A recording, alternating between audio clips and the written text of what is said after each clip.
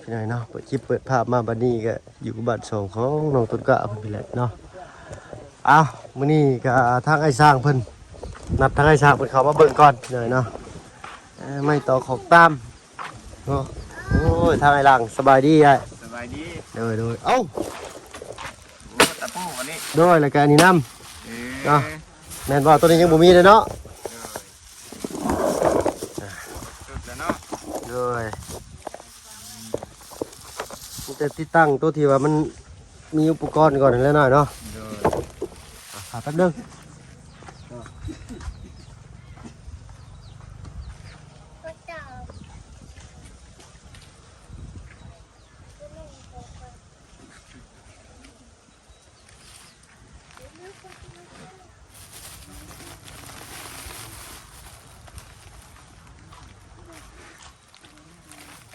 ร้อย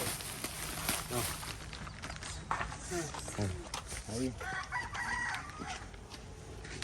เฮ้ยอยู่บ่แบบนี้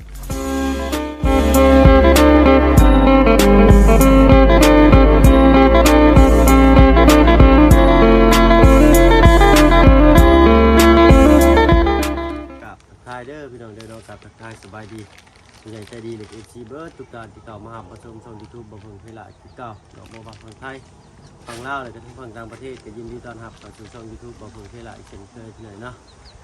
เอาวันนี้ได้นำอุปกรณ์มาให้ทั้งไอ้สร้างเพิ่นเมื่อวานนี่เพิ่นลืมมันนี่ให้นำลงไปเอาแหม16ถุงน่ะสิพ่ออยู่ที่นี่เนาะเด้อพ่ออยู่บ่จ้ะวะยางแข็งเนาะแม่นเลยยางดำน่ะแข็งคือกันตัวยางดำน่ะยางดำนั่นได้แม่นแข็งปัดแข็งอันใหญ่เลยโปโปใหญ่เลยนี่เด้นี่ยางนี่อันหนึ่งเป็นยางดำแบบแข็งเลยยางดำอยู่อะไรปกติไอ้ใส่ไปได้ค่ะยางดำแต่ยางมันเป็นหน้าหน่อยนึงกับมันเป็นอ่อนๆน่ะนะอันนี้มันแข็งนี่ยันมันหัวบ่หรือว่าอะไรเคยใส่บ่ยางดำนานั่นก็แข็งคือกันเคยซื้อไปให้บ้านน้องสอนเนาะอาหารเวียดบันดงนี้แห้งเลยตัวอาหารเวียดบันดงอันนี้คล้ายๆนี้ทั้งค่าหมู่บ้านนี่ก็4 ล้าน5 แสนเพิ่นว่าสังกะสีอยู่บันดงน้องก็สูงราคาบ่ไหว้น้องเรียนลงไปชื่ออยู่ปัตตะโคงเพิ่นมาส่งในหมู่บ้านนี่นะอันนี้ได้เลย3 ล้าน9,990,000เหลือ10,000กิพี่น้อยเนาะอยู่หันเวียดแพงกว่าเนาะแม่นแต่กระทั่งไอ้บุญคงเพิ่นเนาะสมทบมาก3,850,000 กีบเราก็ซื้ออยู่แล้วนี่อะไรเป็นโตอะไรเป็นเมาส์นี่ครับนี่จะครบหรือบ่ครบแล้วทั้งน้องมันครบหมดแบบนี้ชื่อยินมาน้ำอันนี้เสร็จประตูใหญ่ได้เด้อประตูใหญ่นี่จับอันนึงแต่ล็อกกลางอยู่นะล็อกกลางอันเดียวพอล็อกกลางได้อยู่ที่ได้ล็อกกลางปุ๊บจับประมาณนี้ล็อกว่าตามประมาณเท่านั้นเลยเนาะยันมาอ้ายเป็นแบบเหมือนเครื่องงานเลยจะย่อยชื่อแบบนี้ไม่ใช่ล่ะทางก็แทนเช้าไม่ตาอยู่พุ่นแทนละแสนเท่าไหร่ชีวีแทนละแสน15,000เลยอยู่บันดงนี่ถ้าสั่งร้ายสั่งให้ลุงกูแล้วอันนี้คือแบบเอางานอันต่อหน้าก่อนนะเนาะสั่งก่อนชิปแทนเลยว่าอย่ามุ่งก่อนเลยพอไปชี้ไม้สักทองได้ฮะจะได้เนาะงามอยู่ชี้อันหนึ่งมันเป็นชี้เปลือกมะกรูดมันขุดไปเลยเนาะแล้วไปชี้อันไม้สักทองมาให้ก่อนเป็นชิปแทนเก็บครับจะยึดนิดโอ้ลงแดงหน่อยเนาะลงขนาดเลยเอาด้านมาเมื่อเช้านี่กับเล็ดเก็บมุ่งกับบันไดโคกอย่างเนาะบัดนี้อยากใส่อันเข้าบ้านก้อนตัดเบิดแล้วเด้ด้วยแล้วก็อยากใส่พับบันพับแล้วก็แบบว่าใส่ก้อนเฮาบ่ได้มุ่งมันก็ทึกแดดยันมันแตกเลยเพราะว่าไม้ยังดิบด้วยยันมันถือแดดแล้วไม้มันแตกอันประตูนั่นเด้อันไม้ยังดิบคันว่าเฮามุ่งก้อนนั่นมันบ่ได้ทึกแสงแดดมันก็ค่อยๆแห้งแล้วก็มันก็ย่างแบบนั้นเห็นก็ไม้เป็นเลยนะ งนี้เป็นแห้งแดดจ้าทำได้ แม่น แดดเหมนะมันเป็นแดดอุ่นๆนะไปพาอันนี้ไปเก็บทึ่งไปเลยไปเอาเรื่องงานก่อนลงกันมาเลยทำมันก็รู้จุดใดนะเห็นอะไรเอาทั้งประตูเพิ่นก็มีแต่สบายดีเด้อโดยโอ้ยเนาะนั่งบ่มีโต๊ะตั้งนั่งบ่พี่เนาะอันชุบไปนั่งพื้นกว่าเนาะเสื้อผ้ามันก็เปื้อนไปแล้วเนาะโต๊ะก็มีนั่งโต๊ะเอาไม่ได้โทรศัพท์จ้ะนะเนาะเอาเนาะนั่งโต๊ะนั่งต่างดีๆเด้อเนาะขี้ดินขี้เดินติดส่งติดแพรปัดก้นแปะไปจกเข่ากินโอ้ยเนาะเชื้อโรคเขาไปเบิดเชื้อในท้องในใส่พี่หน่อยเนาะ เอาบุตรีเพิ่นแล้วพี่หน่อยเนาะเขาก็ได้แต่บอกกันแล้วขอวิธีชีวิตทั้งพี่เพิ่นจังซี่ได้เกิดมีใส่บางคนก็บ่ใส่เนาะ แม่น มันสบายมันเคยชินมันเย็นพี่หน่อยนะดินน่ะนะไปขึ้นก่อนรถอ้ายเนาะรอถ่าทั้งผู้บ้านเพิ่นมาส่งให้อีกยินซ่านี่สิได้คนลงเองได้นี่ตักลงเองได้เอ้ยซอยได้เป็นหนึ่งเด้อไปได้ถึงมานี่เนาะเมื่อกี้นี่มีทาง FC เพิ่นเนาะโอ้ยโทรมาว่าวันที่2เพิ่นสิขึ้นมาเซปนนำทางบ่าวบุญสารวัตรเพิ่นเนาะหาแจกข้าวแจกของเหนื่อยเอาเป็นได้แม่นบ่นี่ตัวนี้เนาะอันนี้ใส่บนล่างเลยเนาะก้อนหลอกนี่เนาะเป็นบนล่างมีอยู่16กัน2 4 6 8 10 12 14 16โอเค16อันน้องเพื่อนมาครบอยู่มีอันหนึ่งก้อนใหญ่อันนี้คือทางกลางเลยหลอกบนเนาะโอเคสิหน่อยเนาะ โอเคแล้วสำหรับนี่โอเคแล้วเนาะ ด้วย แต่ตะปูนี่แหละตะปูนี่ยังบ่ได้นะตะปู ได้บ้านดงหัวเพิ่นก็ใช่นี่ได้ บ้าน บ้านดงหัวนะบ้านเก่งทองนะ เป็นทอง เลย เป็นมีบ่ โดยแบบนี้แหล้วเพิ่นใส่กันนั่นอันแบบดำๆนั่นเพิ่นใส่เพิ่นก็ใช้ได้คือกันนั่นน่ะแต่ว่าราคามันสิแพงหลาย อันนี้เด้ อันนี้ถุงละ15,000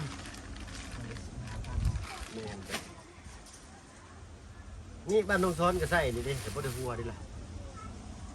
มันตอกลงนะ แจ็คแหละบ่เคยใส่ สร้างบ้านดงเพิ่นมีใส่อันนี้ไปเลยเนาะปูแหวนทางถ้าว่าเป็นตัวน็อตยิงใส่สว่านยิงนั่นก็สิบ้างคือสิแหละ ตั้งที่นั่นตอกก็ได้ แม่นแล้วก็สิตอกก็ได้ทางบ้านผมเพิ่นสิใส่ดอกน็อตยิงเอาบ่เป็นโครงเล็กบ่เป็นโครงไม้ก็สิเด้อันเดียวกัน ผมเล็กก็ตอกบ่ได้แล้ว ตอกบ่ได้ใส่น็อตยิงเอา เด้อ ตัวเป็นน็อตยิงก็ยังมีน้อยกว่านี้เด้ได้เป็นไง เพราะว่ามันแข็งเดยวยันมันอัดบนนั้นที่เอาตอกมันเป็นหูมันอัดบ่ได้ยันมันกันน้ำบ่ได้ ได้อันนี้นี่บ้านดงซ้อนใส่เบิดหลังหนึงนี่ไอ้แม่นอยู่เก่งอยู่บ้านสะแล้วนะทางขึ้นโรงเรียนนะแม่นตัวนี้แล้วก็ห้องน้ำมันจะใส่ตัวนี้เนาะ ยันยำตกหัวนะย่าน บ่เป็นหยังตัวนี้ใส่ได้ดีอยู่พี่หน่อยเนาะอันยางดำเนี่ยมันแข็งชื่อตัวนั้นอันยางดำๆนี่ใหญ่หนาเกือบ300อยู่ได้มันแข็ง แต่หักประกันรถ เนาะนะครับประกัน หักประกันรถ อันนี้ก็ได้คือกันนี่ก็นิ่มอยู่หน่อยนึงเนาะ อันนี้มันแข็งนี่ยันมันอัดบ่ได้แบบนั้นยันฝนตกยัน แล้วขั้นตอนมันชนิดลงมันเป็นยังไงนี่นั่นแหละยางมันก็นิ่มอยู่ แต่ว่าเอาตอกจนจำแล้วนะ แต่ว่าจำขึ้นซีดีอยู่ในนอนจำปึบอยู่ในนอนผมมีปัญหา เห็นคือเฮือนนั้นบาบุญคงมันเลย ตกจนหัวลายบ่ เลยอันนั้นก็ยางดำคือกันแล้วมันมีสร้างตอกได้น่ะยางดำคือกันอันนั้นก็ได้ อย่างตัวหน้านั่นนะ เมนแม่นบ่ เมนจ้ะ โอ้คันวัตถุแบบนั้นเฮารับประกันโลดแบบนั้นแต่แบบอื่นนั่นบ่จักแล้ว เอาลองตอกเบิ่งถ้ามันหัวจังได้ก็จังว่ากันตัวนี้ฮะเด้อเนาะ เพราะว่าทางมันดงมันจะใส่แบบนี้อยู่เลยเนาะบ่เป็นปัญหาเนาะมันยันแต่ว่าตอกบนนี้มันบ่ถึกแต่ย้ายไปตอกบนอื่นแล้วบ่อุดหูนี่ให้ฮะ โอ้คันแบบนั้นนั่นมันเป็นน้ำมันผู้ นั่นแหละ ตอกแล้ เป็น ว น้ำบูตอกยังว่าอยู่เด้อ อันนี้เป็นแบบว่า ตอกถึกเบิดนะ ตอกถึกเบิดบ่เป็นปัญหาจะตอกบ่ถึกไหมโอ้ยถอดออกไปตอกหูใหม่แล้วบ่ปิดหูมันน่ะนั่นแหละคิดเบิ่งตะปูแว่นั่นที่มันมีแตะหมวกเล็กเนี่ยมันตอกสังกะสีเป็นยังคือบ่ฮู้ว่าซะ ตะปูได้ ตะปูแว่ตะปูธรรมดาตอกสังกะสีน่ะ ตะปูธรรมดานั่นบ่ เพิ่นยังบ่มียางกวบอันนี้แล้วเพิ่นยังตอกอยู่ครับว่าเพิ่นตอกถึกสูตรตอกถึกไม้ฮะเป็นบ่นั่นแหละ อันนี้มันมียางคักบ่คักพี่น้อยเนาะมันอยู่ในนอนถ้าว่าเฮาตอกเลยมันติดไม้ติดหยังน่ะนั่นตอกถึกตอกบ่ถึกไม้โอ้อย่าปากเด้อเฮาเปลี่ยนบนตอกก่อนสินะจังสิจัดเนาะ อันนั้นแบบว่านั้นคนเอ็ดบ่เก่งแล้วแบบตอกมันบ่ถึกกับ นั่นแหละ ไม้ ว่า นะ ถ้าว่าตอก ป ถึก กติเอา มัน ครับต้องตีบอลบอลมันอ่อนแทงมันบ่ถึกบอลมันแน่นๆแล้วถึกโต เอาลายช่างกับลายเป็นพี่น้อยเนาะเอารุ่นเบิ่ง เด้อ แล้วก็ถ่านด้วยพัดลมเด้อ เด้อ ไม่เชื้อราแล้วช่างมันก่อน10แผ่นก็อยู่ที่10แผ่น ได้แล้ว10แทน ประมาณ8-9แผ่นเนาะแต่ว่ามันเหลือสีนั่นเนาะก็เห็นเป็น เรือก็ไว้อยู่ เนี่ยนี่เป็นตบแต่งเนาะ เรือประมาณแค่นึงต้องแค่นั้นแหละคนเรือ เลยไม่ถึงทุกแผ่นอะไรอยู่ทีแรกก็จะเป็นแล้วพี่น้อยเนาะไม่ได้ตัดเรียบร้อยเนาะ ตัดเรียบร้อยเลยดิ ก็ติดขึ้นพัดลมปุ๊บ แม่นปึ๊บแล้วก็เอาสังกะสีตอกปั๊บไปปั๊บมักซิดเลย ตามมือชิดเลย เอาทั้งง่ายเป็นยังมือจะปิดตั้งใบตอกประตูพี่หน่อยเนาะเพราะว่ายันแดดช่องเลยมันไหม้มันแตกเนี่ย แม่น ไหม้มันยังข้างในมันยังเปียกนิดนึงเป็นซะเอานี่ละพออยู่ที่สมีเนาะ พอแล้ว อันนี้ก็มีน็อตไม้พร้อมเอาใช่เลยน็อตโอ้ แน่นวะเนาะ อะไรกันตะปูชีทั้งน้องก็สั่งมาแล้วอีกเรื่องน็อตนี่ไอ้เรื่องนี้อ๋อดับจับอยู่บนนี้ แม่นตัวนี้มันมี โด ตั ยว ล็อก เอาตะปูตอกเอาก็ได้นี่ตะปูชีเนาะ เลยว่ากันว่าเรือนั่นน็อตอันนั้นใส่บานประตูนั่นก็ทันไปเลย เลยมันจะเหลือจิตตี้เมื่อมันเอามาให้ปลาอยู่ได้อยู่เนาะโอเคแล้วบ่ได้ก็ตะปูตอกเอาไปเลยนะส่วนมากมันจะใช้ตะปูตอกนี่ชั่วโมงนี่แหละมันใช้น็อตทันเนาะเนี่ย แต่กี้ตะปูเนาะ แนนตะปูด้วยแต่เดี๋ยวนี้มันพัฒนาขึ้นมากก็ใส่น็อตยิงแต่ทางอ้ายมันยังใส่ตะปูหรือใส่น็อตตอกเพราะว่าสว่านชั่วโมงผมอยู่ดิโอเคถ้ามีสว่านผมจะใกล้ยิงอยากให้เอาน็อตไปได้ยิงเลยไม่ฉลาดน็อตเกี่ยวน็อตดำน็อตเกี่ยวยิงชื่ออยู่ได้แต่ว่า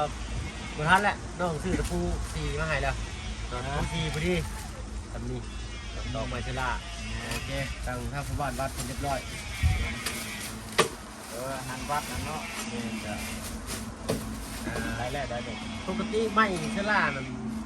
แพละแสนประชาสั่งอยู่ขาโค้งไปเลยเนาะแต่ว่าสั่งอยู่หันบนนี้แพละ1,500,000เขาก็จะไม่ต้องสั่งเพราะเขาสีสั่ง10แผ่น ก็เอาลายก็เอาอยู่บนนั้นรา แม่ คาถือ เจ้า แล้วเนาะ เพราะว่าสมมุติเอาอยู่พุ่นปุ๊บเขาจะคิดค่าส่งได้200,000นะค่าส่งไม่ก็ยัง200,000อยู่เลยเนาะผมที่กั้นหมู่ทางหมู่บ้านวัดก็เป็นคิดค่าส่งไปมื้อนั้นสั่งไปประมาณ3 ล้านไปแต่ว่า2 บาทตู้เลยผมไม่ได้คิดค่าส่งเพราะมันจำนวนมันหลายเด้อันนี้มีพูดเขียวพูดแดงอะไรก็มีกินเครื่องชายเครื่องอะไรไม่ฉลาด10 แผ่นลาดไป2 ล้านแต่ไม่ฉลาดนี่ก็ลาดป้ายเลยได้10 แผ่นลาดป้ายเลยโอ้ยินชายอีกบาทโอ้ยบ่จะคิดเลยเนาะ บ่อันมืออื่นบ่หรือว่ามือนี้ มื้อนี้เพิ่นยังหาคนมาส่งอยู่จ้ะมื้อนี้เด้อ มื้อเช้านี่ก็มามุด2 คนแล้วก็ทางละเอากับบ่มีแค่จะมาใส่บันประตูมาเอาไปได้ ยามันแตก ไม่มันยิง มันอยู่เนาะทางง่ายก็ต้องเข้าใจน้องรู้นะป่านเงินมันมีจำกัดเนาะเราก็ต้องหาซื้อในบ่อนเป็นราคาต่ำกว่าแล้วน้องต้องพยายามเรียนเทียบที่มันจำเป็นก่อนในง่ายแหละเนาะไม่ใช่ได้ไปปัดลมมันเป็นลมมาเป็นกันนะไปปรับนาทำเนี่ย แบบนั้นคือว่าแล้วแบบว่า มันก็ต้องได้ชาติ ต้องแก้ไขบนสำคัญก่อน เรียนเนี่ยนี่คือน้องไปสั่งมาให้แล้วปัดลมเด้อครับ พยายามว่าทำบุญก่อนเนาะ ด้วย เดือนนั้นไม่สลายนะเขายังประทานปัจจัยเอาไปบ้านประตู ด้วย แล้วก็มันเป็นยังทำบุญ เรีย เลย น เด้ ด้วยเอามุ้งแล้ว แล้วก็ทำงานยังบ่มีแล้วก็รอดมากก็ได้ ด้วยโอเคเนาะตามนั่นสิเลยเนาะโอ้ยดีใจได้พ่ออ้ายเพิ่นเนาะเข้าใจงานของเพิ่นดีประทับใจเอาพี่แต่สิไปตามทั้งเงินขนส่งเป็นเดือนเจ้าหน้าที่บ้านมาส่งมีแต่หาคนมาลงกันนั่นแล้วชายเด้อต้องมีคนตักลงได้อ่ะ ตักผมได้กำลังรถน้อยๆมันบอก ได้รถก้าวมันเข้ามาบ่ได้ ตักเอาก็ได้ โดยมันก็บ่ได้ลายไปได้น่ะ แม่น โม่คันว่าตักคันว่ารถด้ามจะสิได้ออกไปอยู่อยู่พุ่นได้หินทรายนั่น มันยากสร้างนี้กว่าก็เลยว่าอันเอารถน้อยก็ได้ตักเอาดีกว่าเนาะ แม่น ตักลงบ่ยากมันคือตักขึ้น ส่งมากกับแบบว่าเครื่องโบราณกับเราก็เอารถน้อยเนี่ย แม่นจ้ะ แบบเครื่องร้อยแล้วเอารถง่ายดู เลยเอาไปเลยเด้อสันเด้อเนาะไปตามเอาอันเอาหินทรายก่อนเนาะไอ้เนาะ เลย เอารุ่นเหมือนกันพี่เด้อเนาะบ้านเจ้าเงินชั้นน้องตุ้มกล้าสิออกมาได้แบบใดเนาะคือสิงามจบสิดีงามอยู่ใกล้สิได้เห็นฟ้าบ้านแล้วพี่น้อยเนาะรายการนี้นะไม่ถ้าว่าเฮาโมเอมข้างนอกก่อนได้บ่ตัวห้องนี่บ่พอเอมนะ แอมก่อน แม่นเอมข้างนอกก่อนตัวนี้บ่พอเอมห้องนี่ ได้ ได้เนาะเพราะว่าตัวนี้เอาไว้สุดท้ายเนาะไม้ศิลามันสิได้เท่าไหร่นะประมาณ80แผ่น85แผ่น85แผ่นบ้านนอเจืองนะไม้ศิลา 85เนาะ แม่นจ้ะขนาดทำกันนี่แหละเฮือนเดียวได้85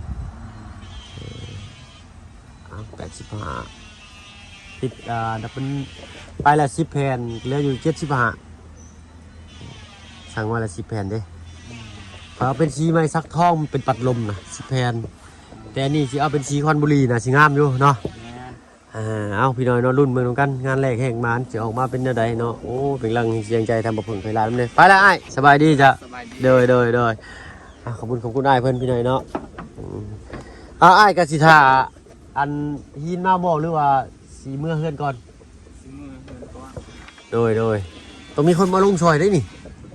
บ่อันคันฮอดแล้วก็ โทรเอาเนาะ โทรเอา โดยเอาขอบใจอ้ายหลายๆเนาะรบกวนได้เป็นไรเลยได้ยังไงได้เอาไม้ตัวนี้เอาไว้เห็ดน้ำล้างก็ได้พี่หน่อยเนาะแต่ถ้าหินทรายเรือกะพอเอาสั่งมาอย่างละครึ่งเม็ดเล็กก้อนไอ้สั่งมาอย่างละครึ่งนาทีเทเสานำเนาะเอาลงใช้อ้ายหินกะว่าเจ้าจะเอาหันบ่เอาลงหันเนาะ รถน้ำตาไปไง เลยโอเคจังหว่าแล้วนี่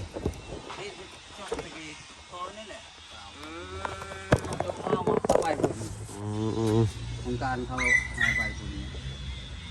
เลยเอาพ่อกันคลิปหน้าไปแล้วประตูสบายดีเจ้าโดยพ่อกันใหม่โตแดดแห้งที่พี่น้อยนะมันนี่เอาอยู่ดีๆเองเบิดจุกคนที่เขามาหามาชมซอนยูทูบกับเพิ่งเพลายคือเก่าสำหรับคลิปนี้ไปแล้วพี่น้อยเนาะพ่อกันคลิปหน้า